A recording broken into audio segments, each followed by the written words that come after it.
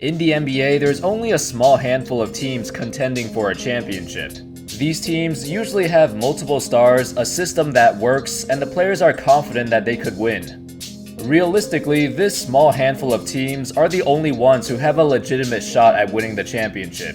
On the other end of the spectrum, there are some teams that are just not yet ready to contend. These teams are rebuilding by stocking up assets, making trades to acquire young players with potential, and hopefully drafting some great players so they could contend in the future. Certain teams rebuild faster than others because they might draft better or develop their players better, but either way, these teams are fine with losing as long as they make progress in the long run. And then we've got the teams stuck in the middle, in no man's land.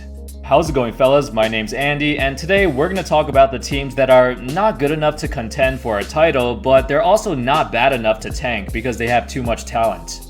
But before we start, I'd like to give a shout out to my sponsor, Hardwood Amino. The Hardwood Amino app is an amazing app for basketball fans. There are polls, quizzes, trivia, and a ton of fan-made NBA content. There's also a cool wiki section that you can browse to find details about your favorite player or team. To download the app, just go on your iOS or Android device and search the App Store for Hardwood Amino. I usually check out the fan-made quizzes and polls. Those are my favorite features. The community is awesome. I've been on there for about a year now, and it's continuing to grow at a rapid pace with over 80,000 members.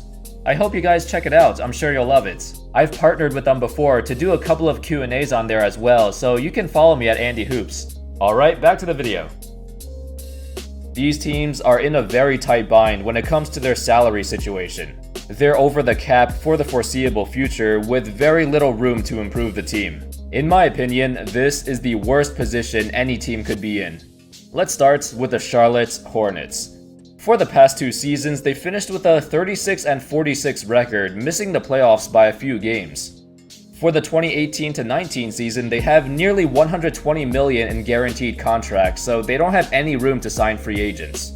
The Hornets are probably in the worst situation out of any other team. With Kemba Walker and other solid veterans like Dwight Howard, Nick Batum, Marvin Williams, they're a good team, but they're not going to all of a sudden become championship contenders.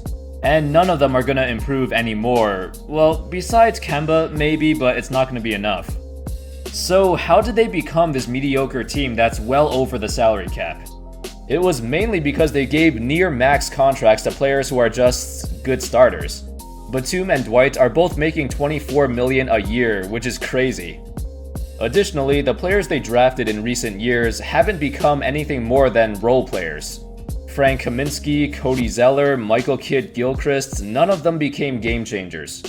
It's too early to judge Malik Monk, but hopefully he can get more playing time next season.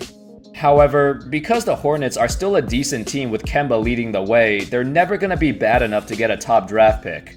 Instead, they'll be settling for a late lottery pick for the next few years, and most of the time, those players won't make a huge difference. In the last 5 seasons, this is what their records looked like. That's pretty much the definition of mediocrity. The farthest they've gotten was playing in a Game 7 in the first round and losing. That was in 2016. I guess at the time it was considered to be a successful season for the Hornets, but when you don't improve and build upon that success, you're basically stuck in the middle, with a team that's too talented to tank, but not talented enough to contend. Now, let's take a look at the Detroit Pistons, who have a much more interesting situation. The Pistons barely scratched their way into the playoffs in 2016 and played a very competitive series against the Cavs, but they still got swept. Afterwards, they tried to build upon that season, but nobody made the jump. A couple of injuries here and there, and they were stuck hovering around the 9th or 10th seed. Soon, they made a blockbuster trade to acquire Blake Griffin, who was locked into a 5-year contract. This pretty much killed their salary cap for the next 2 seasons, so they're stuck with a team whose top 3 players are Griffin, Andre Drummond, and Reggie Jackson, 2 of which are very injury prone and haven't improved in years. But the main difference between the Hornets and Pistons situation is that about 2 or 3 years ago, Blake Griffin was a top 10 player in the league. He played like an MVP candidate when Chris Paul was injured. Age-wise, he's still in his prime, although his list of injuries is quite big. Detroit traded for him knowing the risks, but if Griffin could return to his former self, then this is a 50-win team. This team has a high ceiling, but unfortunately, I don't think they're ever gonna reach it. And unless they make another big trade and shake things up, or Drummond makes a massive improvement, they're still going to be stuck in the same place. Next, we've got the LA Clippers, basically the other side of the Blake Griffin trade. They have a decent squad, but there's no way they could contend in the West. They might make the playoffs in the next few years as a lower seed, but is that really the goal? To squeeze in as the 8th seed and get swept in the first round? It's not like their team is booming with young talent looking for experience. They have a lot of vets. If everyone on the team opts into their player options next season, then the team's payroll would be over the cap again.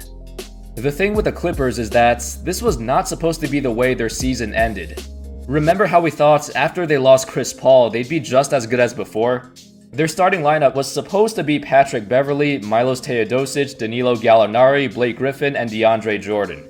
Now, that lineup looked great on paper, but it didn't account for the Clippers' history of bad luck. Almost their entire starting lineup got injured and missed so many games, which prompted GM Jerry West to blow it up. And even though they did blow it up, the Clippers are still a good team with a good bench, and Doc Rivers does not like to tank.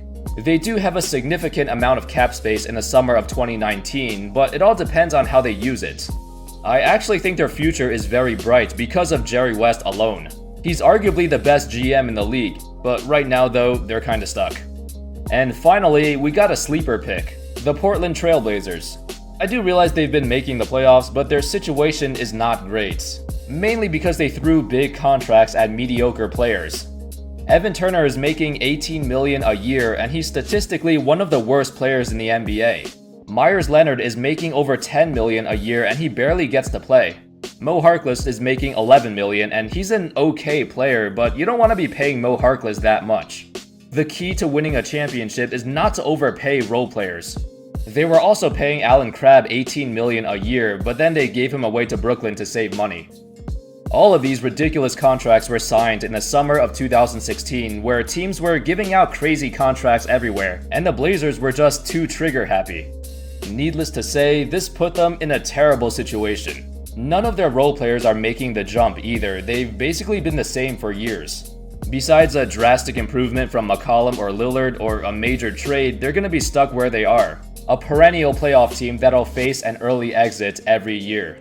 It won't be until 2020 when they'll have actual cap space. Anyway, those were 4 teams that, in my opinion, are stuck in no man's land.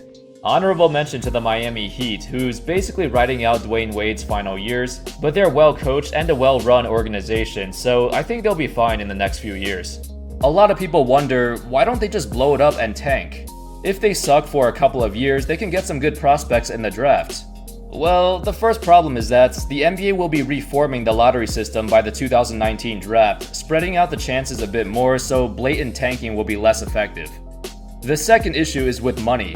We saw the Sixers tank for a couple of years, and even though they're a big market with a huge sports culture, their attendance, viewership, and revenue significantly dropped. For the Blazers, Clippers, Pistons, and Hornets, they can't afford to lose that much. The owners will not allow it. They're all businessmen first and foremost, so they might be okay with teams floating around in mediocrity as long as they still generate revenue.